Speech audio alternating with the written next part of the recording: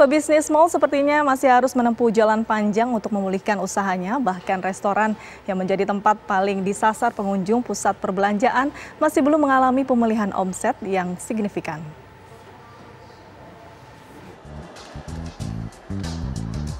Pusat perbelanjaan kini mulai kembali dikunjungi warga, meski belum seperti saat sebelum pandemi. Namun jumlah pengunjung telah menunjukkan peningkatan 30 hingga 40%. Restoran-restoran dalam mal menjadi tempat yang paling diminati pengunjung, apalagi kini mereka bisa kembali makan di tempat atau dine-in. Setelah sebelumnya hanya bisa memanfaatkan layanan takeaway atau delivery di masa PSBB ketat. Itu pun ternyata belum cukup untuk memulihkan usaha restoran yang kini harus membatasi pengunjungnya hingga 50%. Omset usaha kuliner masih anjlok hingga harus merumahkan karyawan. Kalau untuk omset ya jelas merosot sekali ya kalau untuk omset ya.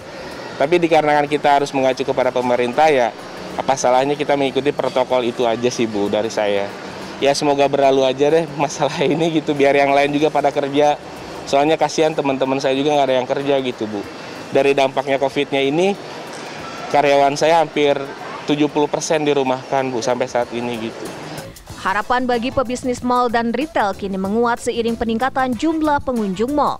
Ketatnya penerapan protokol kesehatan menjadi salah satu faktor yang mendorong warga untuk merasa lebih aman untuk datang ke pusat perbelanjaan. Bagus sih sebenarnya, karena di masa kayak gini perlu banget ya namanya kebersihan, terus steril juga bagus banget pokoknya deh, ketat banget, cocok buat liburan. Harapan bagi pebisnis mal dan retail kini menguat seiring peningkatan jumlah pengunjung mal.